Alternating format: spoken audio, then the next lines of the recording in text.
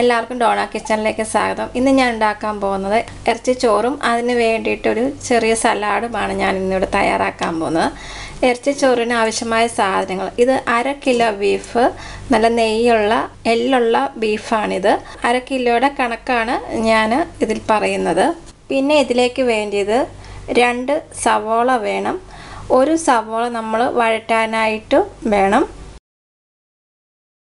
പിന്നെ വേണ്ടത് ഒരു തക്കാളി, ഒരു ചെറിയ കഷ്ണം ഇഞ്ചിയും 6 വെളുത്തുള്ളിയും 2 പച്ചമുളകും കൂടെ മിക്സിയിൽ അരച്ചെടുത്തതാണിത്. പിന്നെ വേണ്ടത് കറിവേപ്പില വേണം. പിന്നെ ഒരു ഫ്ലേവറിന് വേണ്ടിയിട്ട് 3 തണ്ട് മല്ലിയിലയും 3 തണ്ട് പുതിനയിലയും എടുത്തിട്ടുണ്ട്.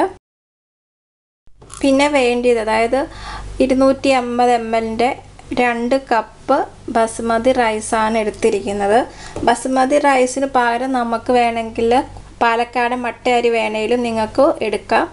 രുചികരമായിട്ട് ഇറച്ചിച്ചോറ് തയ്യാറാക്കുന്നത് നോക്കാം. ആദ്യം നമുക്ക് ചെയ്യേണ്ടതെന്ന് വിചാരിച്ചാൽ ബീഫ് വേവിക്കണം. അതിനായിട്ട് നമുക്ക് കുക്കറിലോട്ട് ബീഫ് ഇട്ട് കൊടുക്കാം.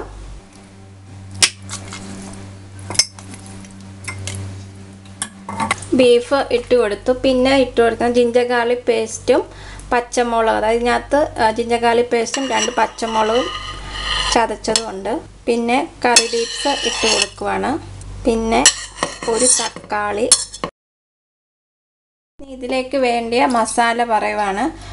1 ടീസ്പൂൺ മല്ലിപ്പൊടി ഇട്ട് കൊടുത്തു. പിന്നെ 1/2 ടീസ്പൂണോളം എരിവുള്ള മുളക് പൊടി, 1/4 ടീസ്പൂണോളം മഞ്ഞൾപ്പൊടി, 1/2 ടീസ്പൂണോളം ഗരം മസാല, 1 ടേബിൾ സ്പൂണോളം പെരിഞ്ജീരകം പൊടിച്ചതും കൂടെ ചേർക്കണം. ആവശ്യത്തിന് ഉപ്പിട്ട് കൊടുക്കുക. പിന്നെ സവോള ഇട്ട് കൊടുത്തു. ഇത് നന്നായിട്ട് കൈ കൊണ്ട് നമുക്ക് തിരുമ്മി വെക്കാം. ഇതൊരു 20 മിനിറ്റ് നമുക്കിത് അടച്ച് വെക്കണം. അതിന് ശേഷം നമുക്ക് കുക്ക് ചെയ്യാം. അപ്പോഴത്തേക്ക് ഈ മസാലയൊക്കെ പിടിച്ച് ഇരിക്കാൻ വേണ്ടിയിട്ട് നമുക്കൊരു 20 മിനിറ്റ് റെസ്റ്റ് ചെയ്യാൻ വെക്കാം. ഇതിന് പറ്റിയ ഒരു നല്ല സലാഡ് ഉണ്ടാക്കാൻ പോവാണ്. അതിനായിട്ട് ഒരു ബൗളിലോട്ട് ഞാൻ 2 സവോള വളരെ സ്ലൈസായിട്ട് അരിഞ്ഞത് ഇട്ട് കൊടുക്കുവാണ്. നല്ല സ്ലൈസായിട്ട് തന്നെ അരിയാനായിട്ട് ശ്രദ്ധിക്കുക. ഇതിലോട്ട് 2 പച്ചമുളക് കീറിയിടുക. ഒരു 3 ടീസ്പൂൺ വിനാഗിരി ചേർത്ത് കൊടുക്കുവാണ്. 6 ടീസ്പൂൺ വെള്ളവും കൂടി ചേർക്കുവാണ്. ആവശ്യത്തിന് ഉപ്പും ഇടുക. ഇത് നന്നായിട്ട് മിക്സ് ചെയ്യുക. കൈ കൊണ്ട് വേണമെങ്കിലും തിരുമ്മി വെക്കാം. അപ്പോൾ ഇറച്ചിച്ചോറാകുന്ന സമയം കൊണ്ട് ഇതിനകത്തേക്കെല്ലാം വിനാഗിരി ഉപ്പും വെള്ളവും എല്ലാം പിടിച്ച് നല്ലൊരു പിങ്ക് കളറാകും. അപ്പോഴത്തേക്ക് ഈ ഇറച്ചിച്ചോറ് കൂടെ കഴിക്കാൻ പറ്റിയ നല്ലൊരു എളുപ്പത്തിൽ തയ്യാറാക്കാവുന്ന ഒരു സലാഡാണിത്. വളരെ നല്ലൊരു കോമ്പിനേഷൻ കൂടിയാണ്. അപ്പോൾ ഇത് നമുക്കിത് റെസ്റ്റ് ചെയ്യാൻ മാറ്റി വെക്കാം. ഇപ്പം നമ്മുടെ 20 മിനിറ്റ് കഴിഞ്ഞു. ഞാൻ ഇതിലോട്ട് ഒരു 1/2 ഗ്ലാസ് വെള്ളം ചേർക്കുവാണ്. സാധാരണ നമ്മൾ ബീഫ് വെക്കുമ്പോൾ വെള്ളം ചേർക്കാറില്ല, കാരണം ബീഫിനകത്തുനിന്ന് വെള്ളം ഇറങ്ങും. പക്ഷേ ഇതെന്ന് പറയുന്നത് ഇറച്ചിച്ചോറ് ഉണ്ടാക്കുന്ന വെച്ചാൽ നമ്മൾ ഈ ബീഫ് വെന്തുന്ന ആ കുറച്ച് വെള്ളത്തിൽ നമ്മൾ റൈസ് വേവിക്കുമ്പോൾ അതിനൊരു മസാലയിട്ട് റൈസ് വേവിക്കുമ്പോൾ കുറച്ചുകൂടി ടേസ്റ്റ് ഉണ്ടാവും. ഇപ്പം നമ്മൾ അല്ലാതെ ആകുമ്പോൾ ഇച്ചിരി ചാറേ കിട്ടത്തുള്ളൂ. ഇപ്പോൾ കുറച്ചുകൂടി വെള്ളം ഒഴിക്കുമ്പോൾ അതിനനുസരിച്ച് ഉള്ള ബാക്കി വെള്ളവും കൂടി ആയിരിക്കും നമ്മൾ പിന്നെ ചോറ് വേവിക്കാൻ കൂടി ഒഴിക്കുന്നത്. അപ്പം ഞാൻ 1/2 ഗ്ലാസ് വെള്ളം ഒഴിക്കുന്നുള്ളൂ. അപ്പം നമുക്കിനി കുക്കറിലിട്ടിത് വേവിക്കാം. ഇപ്പം ബീഫ് വേവിക്കാനായിട്ട് ഞാൻ ഹൈ ഫ്ലെയിമിൽ ഒരു ഫിസിലടിച്ചിട്ട് തീ കുറച്ച് വെച്ചിട്ട് ഒരു 15 മിനിറ്റ് വേവിക്കും. അപ്പോഴത്തേക്ക് ബീഫ് വേവും.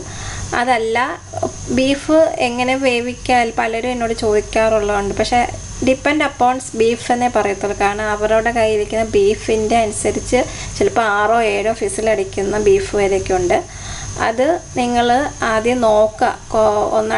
ഒരു ഫിസിലൊക്കെ ഒരു ഹൈ ഫ്ലെയിമിൽ ഫിസിലടിച്ചൊക്കെ നോക്കുക. എന്നിട്ട് അല്ലാതെ ഇനിയിപ്പോൾ ഇത്ര കറക്റ്റ് ഒരു പരുവമെന്നൊന്നും നമുക്ക് പറയാൻ പറ്റത്തില്ല. ഞാൻ എടുത്തിരിക്കുന്ന ബീഫ് പോലെ എല്ലായിരിക്കും നിങ്ങളുടെ കൈക്ക് ഇട്ടിരിക്കുന്ന ബീഫ്. അതുകൊണ്ട് ബീഫ് വേവിക്കുമ്പോൾ ശ്രദ്ധിക്കാം. അപ്പോൾ അത് ഞാനൊരു ഹൈ ഫ്ലെയിമിൽ ഒരു ഫിസിലടിച്ചിട്ട് തീ ഏറ്റവും വളരെ ലോ ആക്കിയിട്ട് അത് നിന്നുകൊണ്ട് ചെറുതായിട്ടൊന്ന് ഫിസിലടിക്കുന്ന ഒരു 15 മിനിറ്റിന് ശേഷം നമുക്ക് തീ ഓഫ് ചെയ്യാം. കുക്കറിൻ്റെ ഫിസിലെല്ലാം അടിച്ചിട്ടുണ്ട്. സ്റ്റീം എല്ലാം പോയിട്ടുണ്ട്. നമുക്ക് തുറന്ന് നോക്കാം. ബീഫ് ഒന്ന് വെന്തോന്ന് നോക്കാം. ബീഫ് വെന്തിട്ടുണ്ട്. ഈ വെള്ളം നമുക്ക് എത്രയുണ്ടെന്ന് അറിയണം. കാരണം നമ്മൾ വേറൊരു പാത്രത്തിലോട്ട് മാറ്റി നമുക്ക് ചോറും ബീഫും ഇട്ട് വേവിക്കാനുണ്ട്. അപ്പം വെള്ളം അറിയാതെ നമ്മൾ ഒത്തിരി വെള്ളം ഒഴിച്ച് കഴിയുമ്പോഴത്തേക്ക് ചോറ് വെന്തു പോകും. അപ്പോൾ ആദ്യം എന്ത് ചെയ്യുന്നത് വെച്ചാൽ നമുക്ക് ഈ ബീഫ് ഒരു പാത്രത്തിലോട്ട് ബൗളിലോട്ട് മാറ്റുവാണ്. ഇതിൻ്റെ വെള്ളത്തിൻ്റെ അനുസരിച്ച് നമുക്ക് ബാക്കി വെള്ളം ഒഴിക്കാൻ പറ്റത്തുള്ളൂ. അപ്പം ഇതുപോലെ ഒരു ബൗളിലോട്ട് നമ്മൾ ബീഫൊക്കെ മാറ്റി വെച്ചു. ഇപ്പം ഞാൻ ഈ ഒരു ഗ്ലാസ്സിൽ 2 ഗ്ലാസ് വെള്ളമുണ്ട്. ഇപ്പം നമുക്കിതിനെ മാറ്റി വെക്കാം. അപ്പം ഇതിലേക്ക് വേണ്ട സ്പൈസസ് എന്തൊക്കെയാണെന്ന് വെച്ചാൽ 2 ലീവ്സ് എടുത്തിട്ടുണ്ട്, 2 തക്കോലം, 5 ഏലക്ക, ഒരു ചെറിയ കറുവാപ്പട്ട, 5 ഗ്രാമ്പു, 1/2 ടീസ്പൂണോളം പെരിഞ്ചീരകം ഉണ്ട്. ഇനി നമുക്ക് ഇറച്ചിച്ചോറ് തയ്യാറാക്കാം. ഇതിലോട്ട് നമുക്ക് ഒരു വലിയ പാത്രം വെച്ച് കൊടുക്കാം. ഇതിലോട്ട് ഞാൻ 2 ടേബിൾ സ്പൂൺ നെയ്യാണ് ഒഴിച്ചിരിക്കുന്നത്. നിങ്ങൾക്ക് വേണമെങ്കിൽ പകുതി നെയ്യും പകുതി സൺഫ്ലവർ ഓയിലും വേണം യൂസ് ചെയ്യാം. ഞാനിപ്പം നെയ്യ് മാത്രമാണ് ഇത് ഉണ്ടാക്കാൻ പോകുന്നത്. ഇനി ഇതിലോട്ട് നമുക്ക് സ്പൈസസ് ഇട്ട് കൊടുക്കാം. ഇനി ഇതിലോട്ട് പെരിഞ്ചീരകം ഇട്ട് കൊടുക്കാം. പെരിഞ്ചീരകം ഒന്ന് മൂത്തതിന് ശേഷം നമുക്ക് സവോള ഇട്ട് കൊടുക്കാം. സവോള ഒരു ബ്രൗൺ കളർ ആകണം. ഇട്ട് കൊടുത്തു. ബീഫിൻ്റെ നമ്മൾ മാറ്റി വെച്ച 2 കപ്പ് വെള്ളം ഇട്ടിട്ടുണ്ട്. ഇനി ഇതിലേക്ക് മല്ലിയിലയും പുതിനയിലയും ഇടുവാണ്. അത് കുറച്ചിട്ടാൽ മതി, ഒരു ഫ്ലേവർ കിട്ടാൻ വേണ്ടി മാത്രം ഇട്ടാൽ മതി. 2 ഗ്ലാസ് റൈസാണ് ഞാൻ എടുത്തിരിക്കുന്നത്. അപ്പോൾ 4 ഗ്ലാസ് വെള്ളം വേണം. ഈ 2 ഗ്ലാസ് കൂടെ വെള്ളം കൂടെ അഡീഷണൽ എക്സ്ട്രാ 2 ഗ്ലാസ് വെള്ളം കൂടെ ചേർത്തിട്ടുണ്ട്. ബീഫിൻ്റെ അരപ്പിൻ്റെ വെള്ളം 2 ഗ്ലാസ് ഉണ്ട്, പിന്നെ 2 ഗ്ലാസ് വെള്ളം കൂടി ചേർത്തിട്ടുണ്ട്. അപ്പോൾ ആ വെള്ളം കൂടെ ചൂടായതിനു ശേഷം നമുക്ക് റൈസ് ഇട്ട് കൊടുക്കാം. വെള്ളം ചൂടായിട്ടുണ്ട്, നമുക്ക് റൈസ് ഇട്ട് കൊടുക്കാം. ഒന്ന് നമുക്ക് ഇളക്കി കൊടുക്കാം. നമുക്ക് ഒരു അരമുറി നാരങ്ങ നീരും കൂടെ ഒഴിച്ചു കൊടുക്കുവാണ്. നന്നായിട്ട് ഇളക്കി കൊടുക്കാം.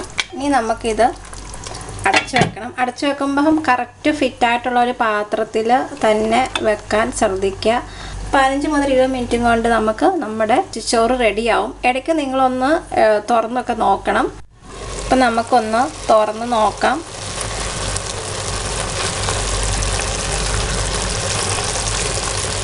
വെള്ളമെല്ലാം പറ്റുന്നതേ ഉള്ളൂ.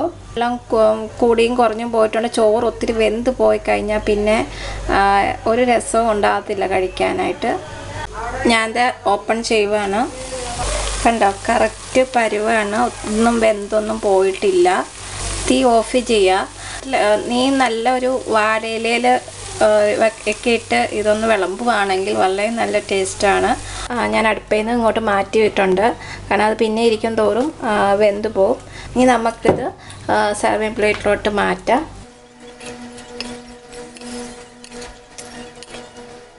ഇപ്പോൾ ഇത് നിങ്ങൾക്ക് നാരങ്ങ അച്ചാറോ പിന്നെ ചള്ളാസ തൈര് സലാഡുണ്ടെങ്കിൽ സലാഡ് കൂട്ടുക. അല്ലെങ്കിൽ ഇപ്പോൾ ഇതൊരു വളരെ നല്ലൊരു കോമ്പിനേഷനാണ്. ഇത് സൈഡിൽ വെച്ച് കഴിക്കുന്നത് വളരെ നല്ലൊരു കോമ്പിനേഷനാണ്. അപ്പോൾ എല്ലാവരും ട്രൈ ചെയ്ത് നോക്കുക. വളരെ എളുപ്പമാണ്, വളരെ ടേസ്റ്റിയാണ്. ഗസ്റ്റൊക്കെ വരുമ്പം ഒരു സ്പെഷ്യലായിട്ടുള്ള നിങ്ങളിത് ഉണ്ടാക്കി കൊടുക്കുക. എല്ലാവർക്കും ഇത് ഇഷ്ടപ്പെടും. നിങ്ങൾ ആദ്യമായിട്ടാണ് എൻ്റെ വീഡിയോ കാണുന്നതെങ്കിൽ നിങ്ങൾ ഷെയർ ചെയ്യാനും ലൈക്ക് ചെയ്യാനും സബ്സ്ക്രൈബ് ചെയ്യാനും നിങ്ങൾ മറക്കരുത്. അപ്പോൾ അടുത്ത റെസിപ്പിയായി വരുന്നത് വരെ എല്ലാവർക്കും നന്ദി, നമസ്കാരം. Thank you.